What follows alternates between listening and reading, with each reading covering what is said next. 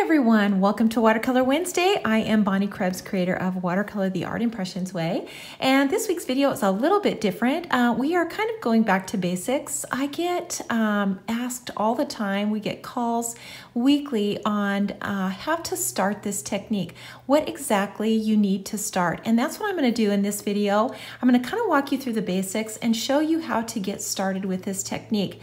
It's super simple. You don't really need a lot of things, and you don't have to be intimidated to start.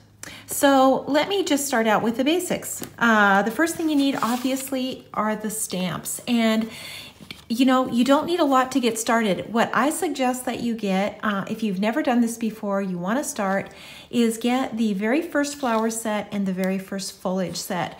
There are things in here that you're going to go back to and use over and over again. In the flower set, you've got these two little filler flowers. You've got long stems and these little accents, and you're going to use these over and over. So every time a video calls for a filler or a long stem, you're going to have them in this set. And honestly, I go back to these all the time.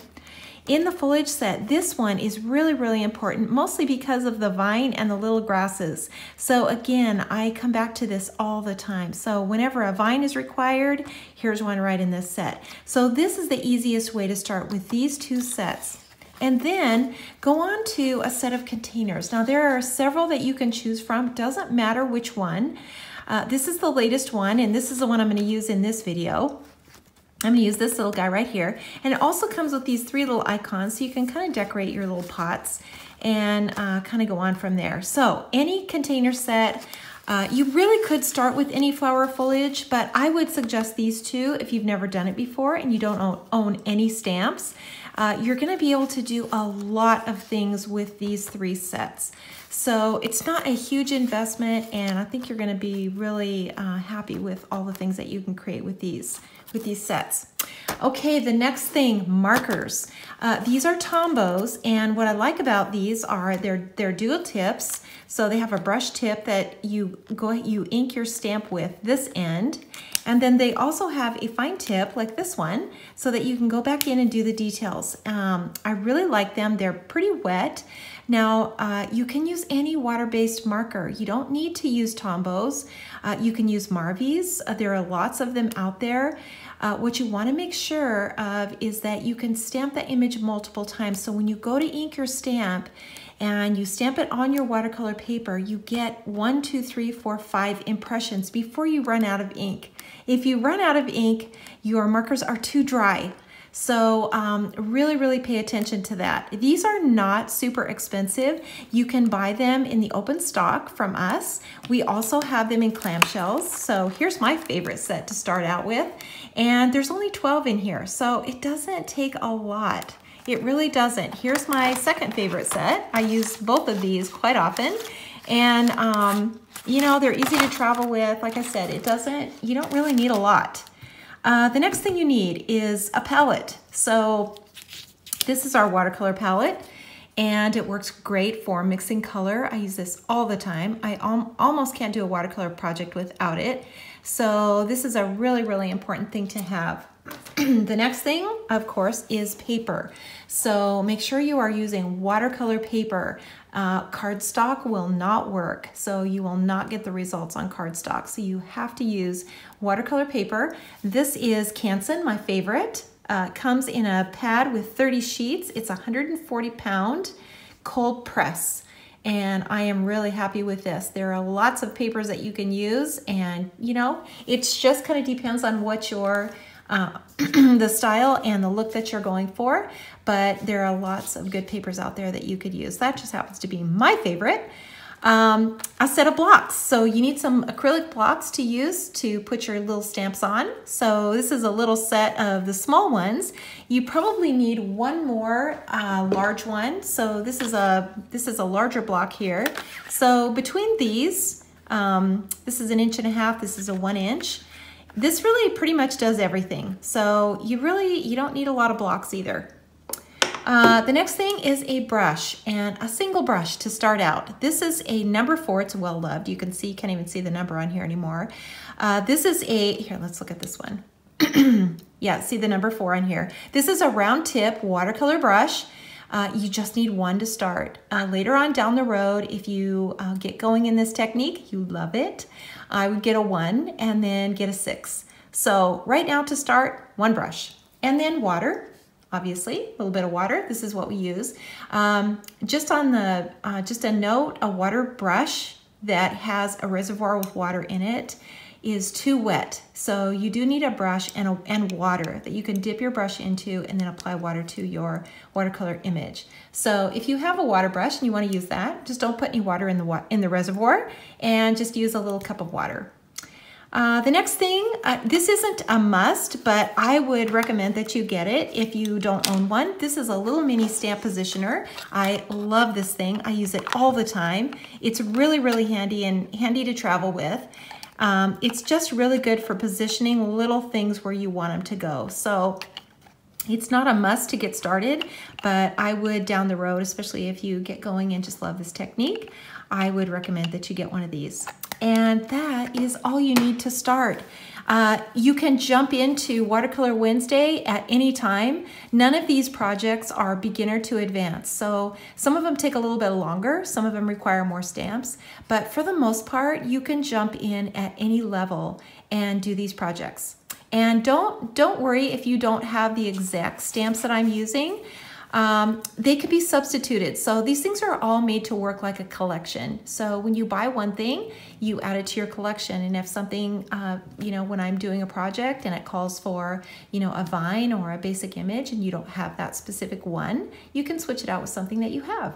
So use your imagination and try it. It's really, really fun. I'm going to walk you through now a simple little project like this one. I'm just going to use those 3 basic sets. So the basic flowers, foliage, and then that little container set, and show you how to put this together. Okay, so let's get going with our little project here. This is a really simple one, and like I said, we're just going to use those 3 stamp sets. So we're going to start out by stamping the basic image. That's always the starting point, and there's comfort in that, I think, because when you look at a blank piece of paper, sometimes that's really intimidating, and you always have a starting point. So I always put my stamp up in the corner. I think it's easier to see where to position it, and watercolor stamps will always be rubber. They need to be stamped over and over again, and so the watercolor sets, if they are made for watercolor, are going to be rubber, and so it's a little harder to line them up. That's why a positioner is really nice to have, and that's why for me it's easier to put it up in the corner. So we're going to ink this in 2 colors, and we're going to start out with the dark brown. This is the number 969. We're going to ink this whole thing up, and I'm using the side of my marker. So don't use the tip and try to color it like this. Use the side of your marker and just ink it all up. And then I'm going to come over it again with a dark blue. So this is a number 565. We're going to come over it again with a dark blue. And I'm asked this all the time, why do you need 2 colors to stamp these with? And here's the reason. You need more depth of color. So for example, if I want this pot to be blue or I want the pot to be gray, I'm not going to get the depth of color with a blue marker or a gray marker. I need to have a mix, and most of the time I'm going to start with the dark brown. So it's sort of an earthy color, and it gives us a depth of the impression. And when you go to pull the color out of the lines, it's going to look more 3-dimensional. So it's really, really important to do that. The other thing is make sure when you stamp your image, you're not mashing it into the paper. With us as stampers, like we want to get a really good impression, and so we really just rock that stamp and mash it into the paper, make sure that we get it on there good. And we don't want to do that with watercolor. So you want to just ink that up and stamp it carefully, evenly onto your paper. So a really light image is the best way to go. So now I've got my water, and I'm going to dip my brush.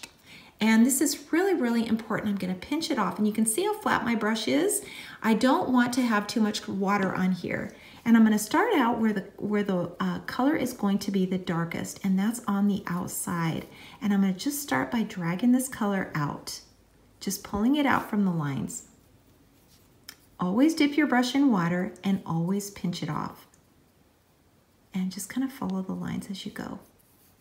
Now you can see that this is a contour, so it's rounded. And so we want to make sure that we see that highlight in the center. That's how we make things look like they're rounded, like they're their contour is because we want to see that highlight. So you can see I'm pulling that color out of the lines, and I'm starting to make this look a little more three-dimensional. Take your time. It doesn't matter if the ink dries, you can still drag that color out. And you can see the mix of color in here now. Now you can leave it like this if you want to, or you can add color to it. And if we want to add color to it, we're going to do it from the palette. So here's where the palette comes in handy. So we're going to add some color to it like that, and we're going to apply the color the same way that we pulled the color out of the lines, from where it's the darkest. And under here would be the darkest, and this area here is going to be the lightest. So we're dragging that color from where it's the darkest to the lightest, and we're pulling it over to the center. And all the containers that are rounded, they all work the same way. So everything kind of follows the same rule. And once you understand that, it's just these projects are so easy to do because they're all the same. If you have a rounded container, you want to make sure you see a highlight. If you don't see a highlight, it's not going to look rounded. It's going to look flat. So take your time and just pull this color in from the side. Dip your brush, always pinch it off, and then bring that color in. And just do a little bit at a time. The more passes that you make, the darker that color is going to get. And this area under here, this should be the darkest. And you can see the more times I go over this, the darker it's going to get. And you can quit when it's dark enough. And you can see how that image has completely changed.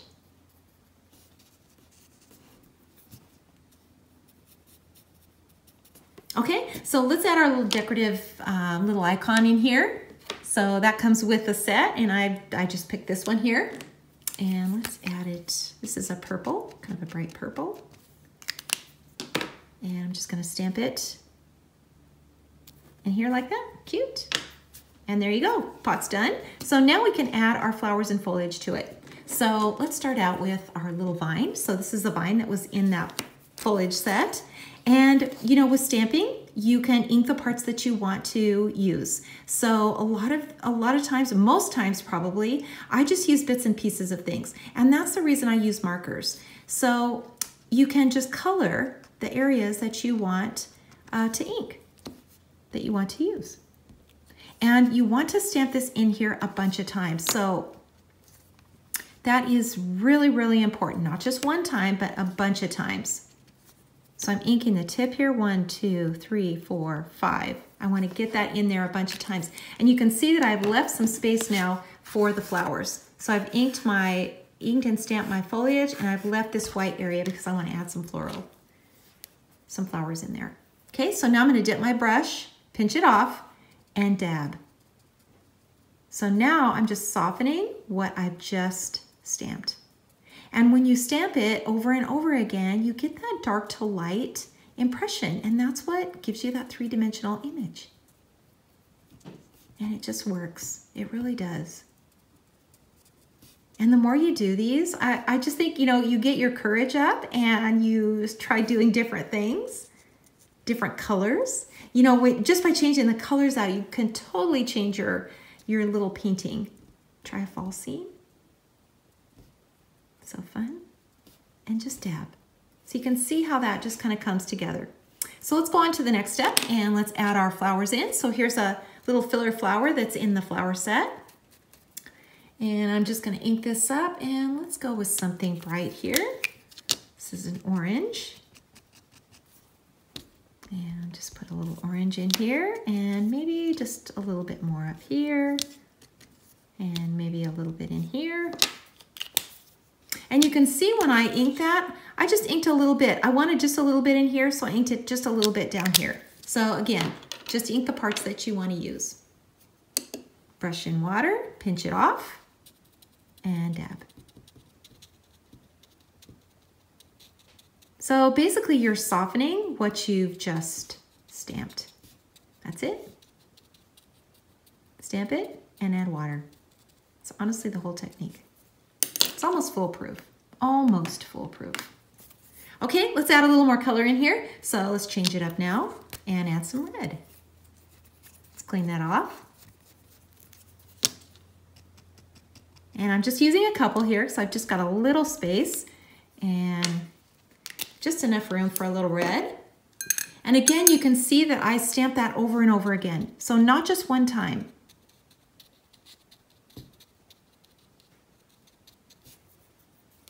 You can see this is all just starting to come together. It looks like a little painting. And now your long stems. So you've got long stems in that set. And again, you can ink the parts that you want. So we can ink the stem now. And we can ink the blooms. And maybe I just want a couple. Just put a few in like that. And again, I stamp that over and over again. That's why it's important to check your markers. So check the markers that you have and see if you can get multiple impressions with them. If you can, they're good to go. So you can see I just dabbed that a little bit. And let's just come in on the bottom with a little bit of grass here. So this little grass, this is in the foliage set. And again, just count it out. 1, 2, 3, 4, 5, and walk it along. 1, 2, 3, 4, 5. Simple as that. Dip your brush, pinch it off. And you can make these little paintings so quick and easy. So quick.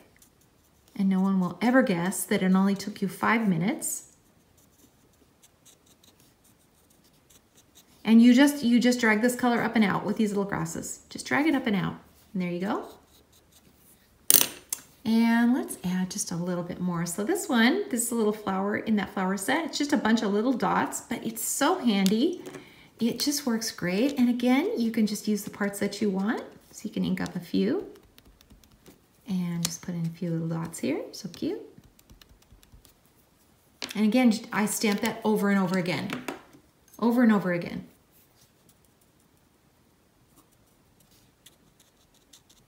And I'm just tapping. So my hand is flat on the table and I'm just using my brush, the tip, and just dabbing what I've just stamped.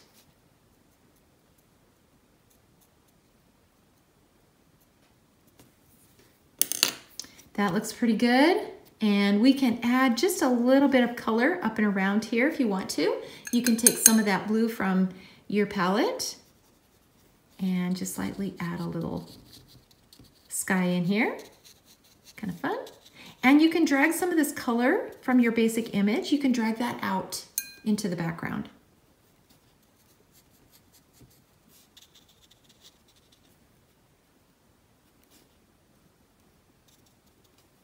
You can put a little shadow in here actually underneath these little blooms.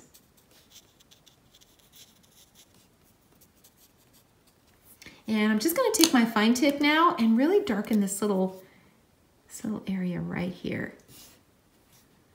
Anytime that you can, add a little dark area where you think it would be really dark in that image, it's going to really make things pop. So the fine tip on the pen is really handy. Okay, and the last thing to do, and one of the most important things, and that is to sign and date. Sign and date it. It's a one-of-a-kind original, and you are going to make someone's day if you make this for them. I hope you'll give this technique a try. It's so much fun. Don't be intimidated, and then jump in and join us every Wednesday for Watercolor Wednesday. Thanks so much for watching. I appreciate it so much, and I will see you all next week.